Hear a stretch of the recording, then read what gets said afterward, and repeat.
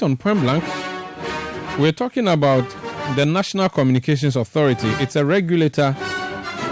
In fact, this job I'm doing, not necessarily the content side, but the technical side is regulated by the NCA. The mobile phone you have, the calls you make, the data you use, the NCA is a regulator of that particular industry and several other things that the NCA does. So we brought in the Director General in studio tonight to have a conversation because for 1 week now or so, people have been complaining that the cost of data has increased exponentially. They are saying that the small happiness we have on TikTok and on Snapchat, you are taking it away from us because you're making the data too expensive. They say as soon as you load up, it disappears. So we brought in the DG, Anokye, to come and tell us what is happening with our telcos, what's happening with our network. You're welcome to Point Blank, sir. Thank you, Maro. How are you doing? I'm doing very great. The last time you and I had a chat here was about a shutdown of data. Have we fixed that completely 100%? We have fixed that. So there's no problem with that again? No, there's no problem. All for submarine cables are up. Appreciate that. Yes. And have we done like some backup with the anticipation that this one never again?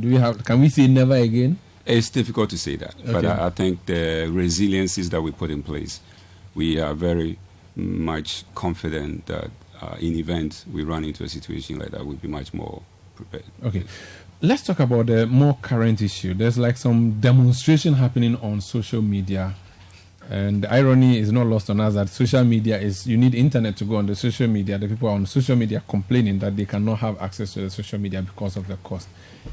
What is the level of control or regulation that the National Communications Authority has on how much I buy call credit for, how much I buy data for, and how many minutes or how many days that data would last for? Again, thank you for having me. I appreciate this opportunity. If you indulge me, I would like to give a big shout out to the men and women of the National Communications Authority, the NCA. They are the best team. Now, back to the question. The question is, what impact or what is NCA's role in the cost of data? Maro, that's actually a great question, and I'm privileged that I'm here too. Now, Ghana deregulated telecommunications in the mid-90s. Anytime you have a deregulated market, it just means that market forces run the show. The same is true with the downstream petroleum and many other sectors within Ghana here.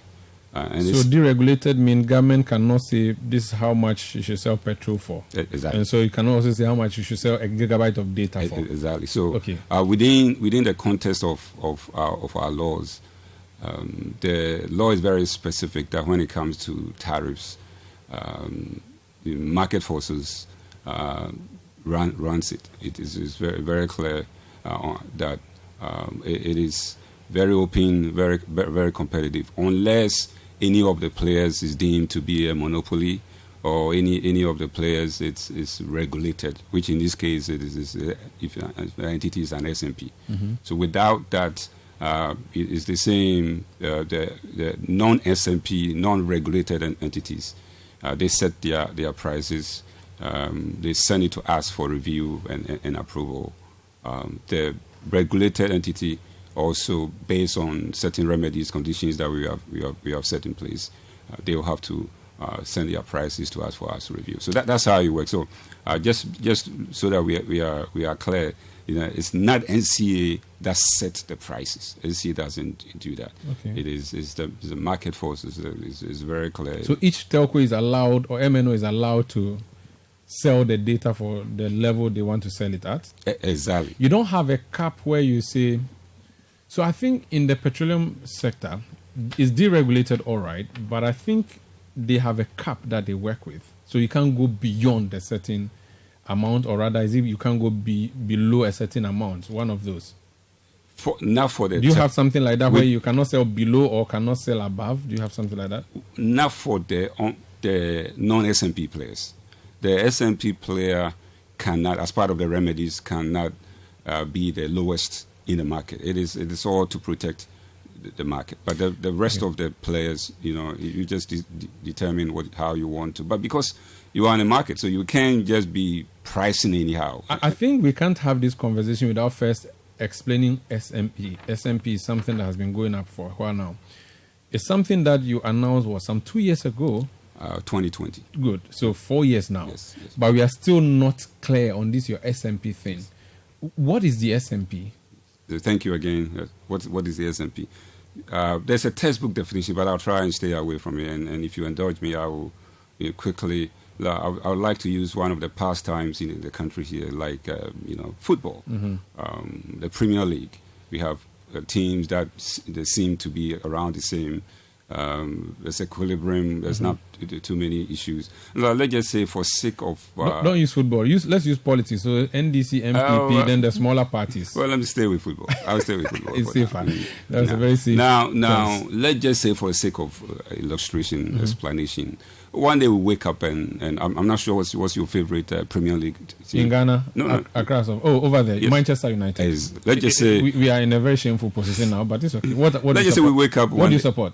I don't actually. Oh, why not? No, I just you set a trap for me. Now I'm done. I'm not sounding nationalistic.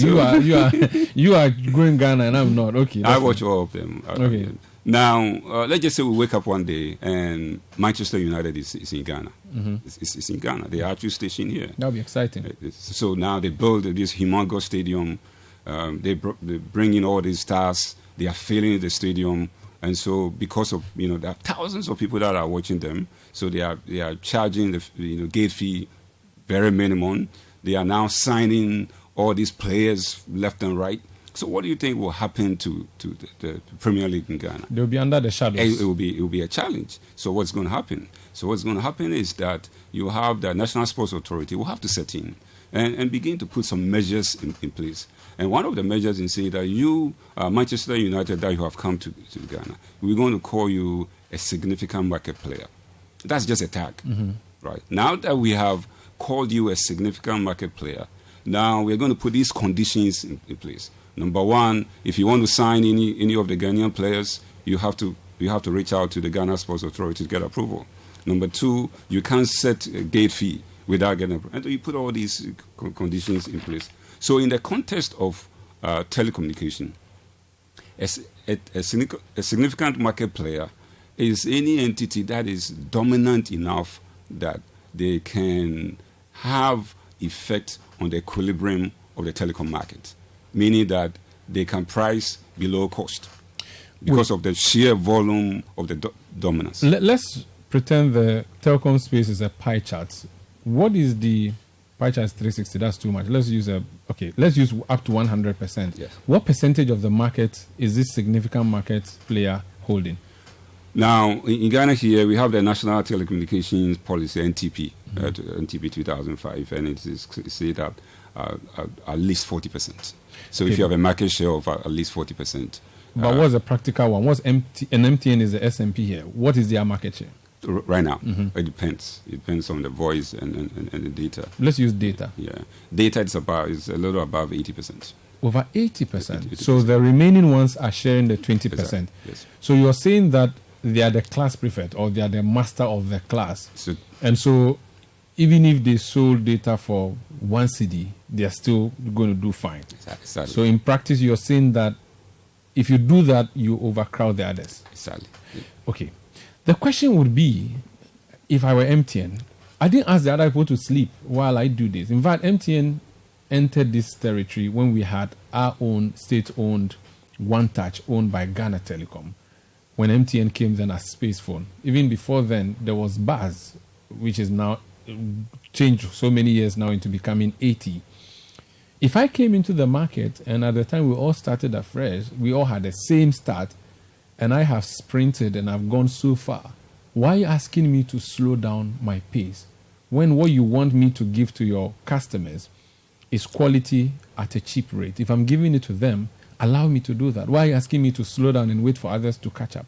That is not fair based on if I were a player and you've described me as SMP. Now, the National Communications Authority, the Act, 2008 Act 769, one of the functions of NCA is to ensure fair competition. Are you with me? So that's key. The premise is that you have to have a fair competition. In fair competition means I can go and buy the SIM card of any network I want. But then there are also the Electronic Communication Act, the 775, which is also very clear that whenever you see situations like that, where an entity or multiple entities become dominant, that they can affect the running operations of the sector. Mm-hmm. So are you with me? Mm-hmm. So it's not, MTN hasn't done anything wrong in becoming big. Mm-hmm. But then the system have to have checks and balances in place.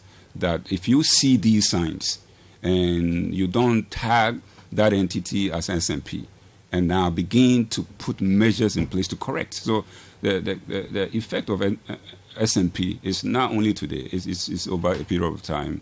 You are correcting the issues that have come up. Mm-hmm. If you don't do that and you allow the market to run the way it is, the dominant player, by virtue of the sheer size, will begin to run everyone away, and you end up with monopoly. Back to the early. What if I blamed you, NCA, for these giants that we have created? You possibly slept on the job and watched this happen all these decades, and you just joined, maybe less than 10 years ago, but this is something that has happened over the decades. You sat and watched as a regulator for this guy to grow so big, and then you are now asking him, slow down your growth. You should take the blame, not us. The customers should be suffering from that. I think I beg to differ from that. Okay. There have been several players in the market. I think the common denominator of all this is investment. The entities have to invest, and others haven't invested. And when you don't invest, obviously, you begin to shrink. Mm-hmm. I believe, I think I mentioned the last time when I came in here that during the submarine shutdown, when everyone went down and Telecel and AT, had invested in. AT was one app within a weekend also. They've signed up about 100,000 subscribers. So it's all about availability of infrastructure. It's all about the quality of services. It's not the regulator doesn't invest. It is the entities that are making money here that have to invest. Okay. But over the period of time, that had not happened, and so they begin to shrink. So what is the rule or policy or principle on SMP pricing? Are they stopped from pricing at a certain level? So the rule here is if you are tagged as SMP, based on the remedies that we put in place, number one, you cannot be the least priced. Okay. You cannot do that. Again, if the concept here is that if you are the least price for data and voice call, data and voice. Mm-hmm. If you are, then what's going to happen is that subscribers will move over to you, and it creates the imbalance that we are trying to fix. We also have what we call the asymmetric interconnect in favor of the non-SMPs, meaning if I'm Telecel and you are MTN and I call you, at some point there's reconciliation as to how much each one of them is. Mm-hmm. So you actually pay less. And there are a few other remedies that we put in place just to ensure that we will address the imbalance. Again, the key point here is, tagging an entity as SMP is just step one, right? In some other jurisdiction, when they tag them, it takes maybe a year or two or multiple years before they begin to put their restrictions, right? But you have to do that. If you don't, it's just going to go the opposite direction. So your restrictions are that MTN, you cannot charge data below the other telcos. Yes. You must always be the most expensive. Not necessarily. So that you don't become attractive. Not necessarily. So, in fact, if you look at the tariffs we currently have, most of the time, MTN is in between AT and Telecel, most of the time. Okay. There are other remedies we have in place, like national roaming. I'm not sure you heard about national roaming. Again, remember, part of the issue we are trying to address is ensure wider coverage for these non-SMPs. And so we are saying that, hey, if there are areas in Ghana here where any of the MNOs have service and neither one can latch on. So we requested, MTN to allow national roaming, and right now all three telcos are doing national roaming. So you could literally go to your village where maybe you are an AT customer or Telecel customer. They might not have presence there. And if MTN is there, you can latch on. Right. So they'll use their towers, or they do what? They use their towers. Yes. Are you not being unfair? Oh, it's all part of. We are competitors, but it's not for free. No, it's not for free. I mean, they are charging them the same way they would charge anyone else. But it also helps. So that everybody would have access wherever they are. Exactly. So you're looking more at the national side of things, or for the citizens. Exactly. And there are some places that MTN customers will go, and assuming MTN is not there, and tell so they can then latch on to the other ones. They can latch on. Then you should take blame for the high cost of data in Ghana. Okay. Do you? Well, let's speak about that. So just to let you know, for the year 2024, there has not been any tariff, change, tariff increase in Ghana here for the year 2024. No, so which rate are we using? 2023? It's mostly 2023, right? So are we comparing with? Are we doing a sub-regional comparison or a regional comparison? And how are we doing against our regional and sub-regional neighbors? So let's first address that. So the tariffs that you see today are tariffs as of, in the case of MTN, I believe maybe in November of last year, the Telecel and AT maybe October or so. And now, if you think about all that has happened, there's a lot that goes into tariffs, right? If for very high level, if you look at tariffs, are two components: cost of doing business, right? The operational cost together with your margin, plus your taxes.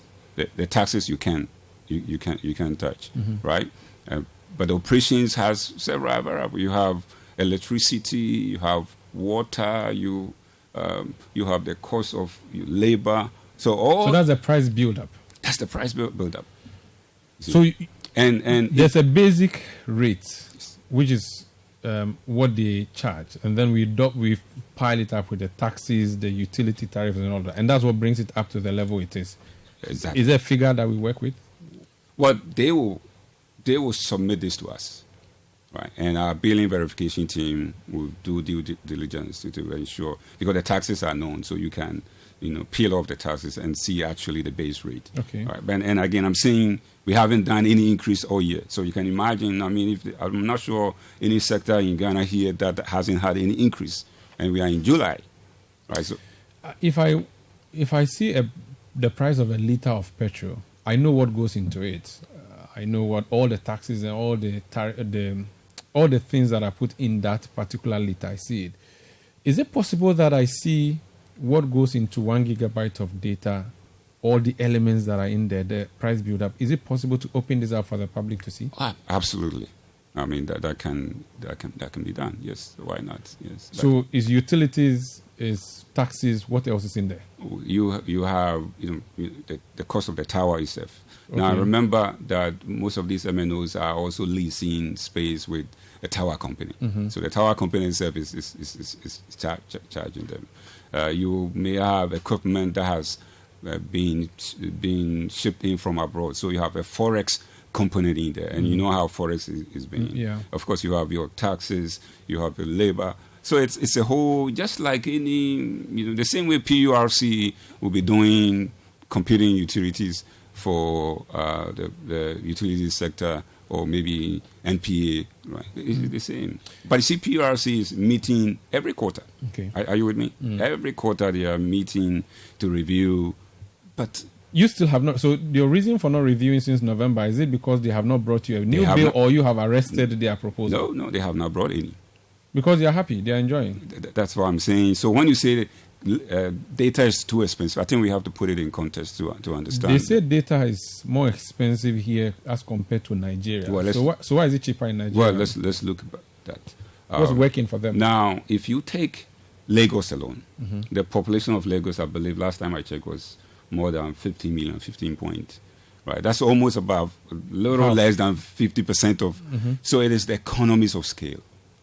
If you're a telco in Nigeria, the sheer numbers, because that's all work into the operational cost, because you have a volume, millions of subscribers, right? And so that's one of the reasons why, in fact, it's actually the key reason why the cost is less. I bet you if you go to India and China, the same. The volume is such that, and that's why... I should have done this research, but let me still ask you, maybe you can volunteer the information. Do they have an SMP kind of thing in Nigeria? Not that I'm aware of. Not that I'm aware of. No, do you know how many telcos are in Nigeria? I believe, I don't want to get it wrong. Yeah, okay, if you don't, it's fine. I should have done this research. That's why I said, okay, can we reverse this SMP thing? The law allows that. The law says that... So reverse it, so we can have... No, the law says that at some point, if the conditions that led to the SMP doesn't exist anymore, it could be reversed. But it will always exist. Now, what we've been doing is we've been continuously reviewing SMP. Continuously. Even this week, the board has met, the team has met, and we have a big review coming up. And so you take all the conditions, the remedies one by one, and then you make decisions. But again, we are acting in the interest of Ghanaians. Remember, the law enjoins us to ensure there's fair competition. If you don't, then you wake up one day and you only have one player, and then you are back in the 80s.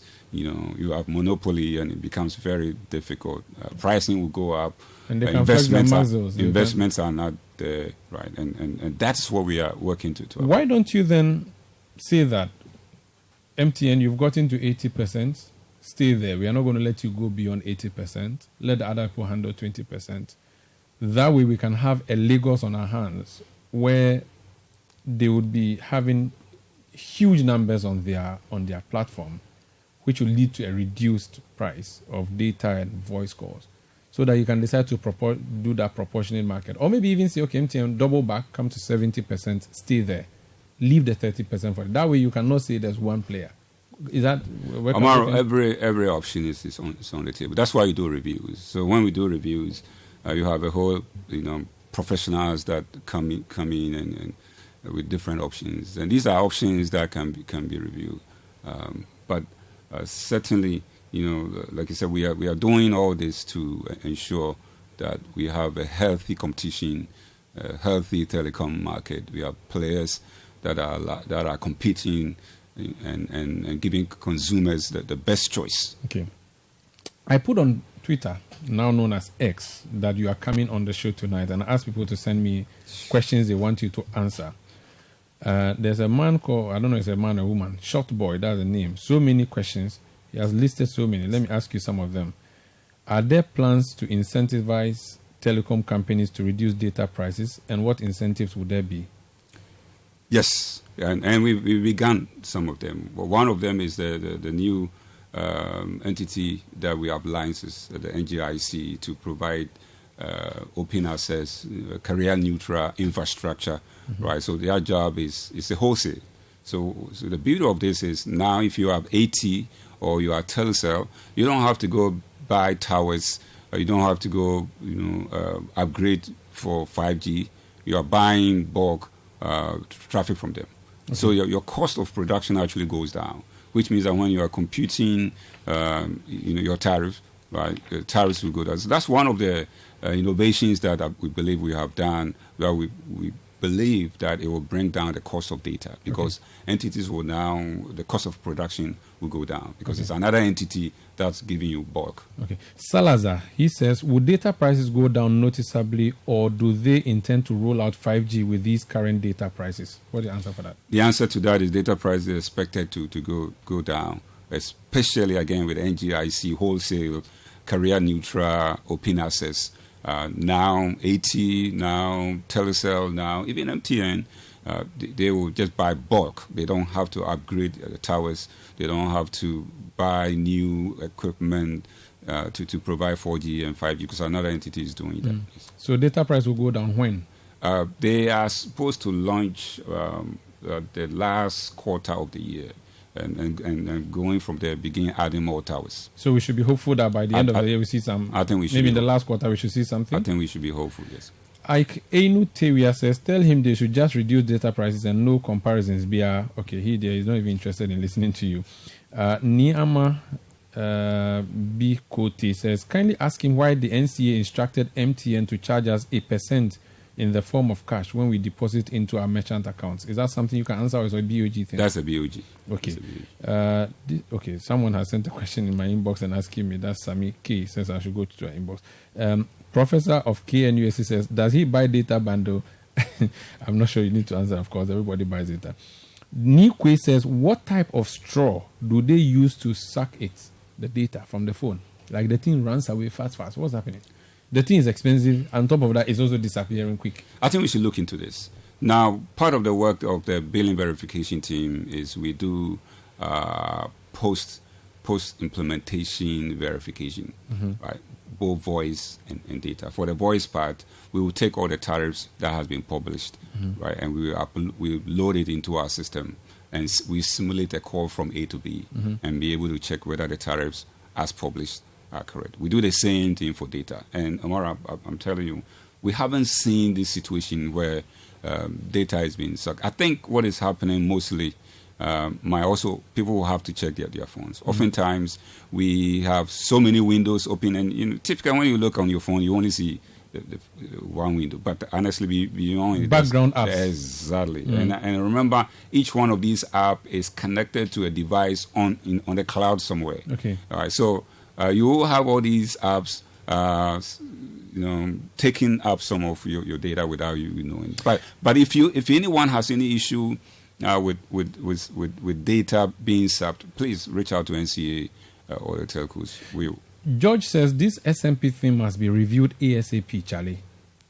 You've already said that it's a continuous review kind of thing. But if we want you to scrap it, should we hold placards, come and demonstrate in front of your office so you can... Well, the question that you will ask yourself is, how do you ensure fair competition when you have dominant player? Because these laws were done to protect you, the consumer. And again, SMP is looking way ahead, whereas you are looking only today. If you don't do that, you end up in a situation where someone is so dominant. I just gave you the analogy. If you happen to have Manchester United come in here and you don't regulate them, they will collapse the Premier League. I see. Because everyone is doing it. There's a question down, you can see it yourself. It's a listener from Teshi. He says, please ask your guest why MTN was not given the 5G license. Again, one of the challenges, Omar, that's actually a good question. One of the challenges we currently have with this whole SMP or even data is the way the 4G was given. The 4G was auctioned, right? It was auctioned, and at the time, only one entity could have it, which was what? MTN. Capacity. Exactly. So once MTN had the 4G, then everyone else couldn't do much. So you cannot actually do the same with the 5G. If you just give it to an entity who is already dominant, you are literally collapsing the telecom. So this is all part of the SMP thing? It's not part of the SMP, but it's forward thinking, it is progressive thinking. And that's what the industry is looking at. How do you ensure that there's equity in terms of the participation? So what is going to happen tomorrow is that at the last quarter, when NGIC roll out 4G, 5G shared infrastructure, every one of the MNOs will be able to offer 5G. Right, AT will offer 5G, Telecel will offer 5G, MTN, anyone, if they elect to participate. Whereas if you decide to auction, only one, right? Only MTN could be able to do that. So it's actually forward-looking. It is a progressive thinking, helping to ensure there's equity and stability within the telecom market. Finally, it's an election year. I always like to ask you this. I spoke to an NDC executive last week or so, and he said that for some reason, whenever he's doing interviews, his call keeps dropping or the network is not good. I want you to speak directly to all political actors that you as NCA we should not expect any interference from you in this election? I'm not sure what you call interference, but in the first place, number one, I want to assure you that the NCA doesn't even have any device or devices to interfere in communication. NCA doesn't have that. And you will not? No, NCA doesn't actually have that. It's not in our books. I've been in NCA for a while. It's not. But that's one of the reasons why, I don't know if you heard about, we were going to actually have a forum to talk about how do we provide resilient infrastructure in Ghana. And we're still going to do that. I think it's something we're looking forward to doing. But I can assure all your listeners that we are ready. We are working for the people of Ghana. And anyone that want to reach out to us, please reach out to us. You don't hack into anybody's phone and no, we don't know their strategy or anything. We have shut down their server. We have no on election night. Don't worry them. We have no capability of doing. You sure? 100%. Thank you so much, Mr. Joe Anokye, Director General, National Communications Authority, for joining us for Prime Live. Thank you. Thank you. We'll see you again soon. You should come around every now and then and take questions from our listeners. Yes. Thank you. Yes.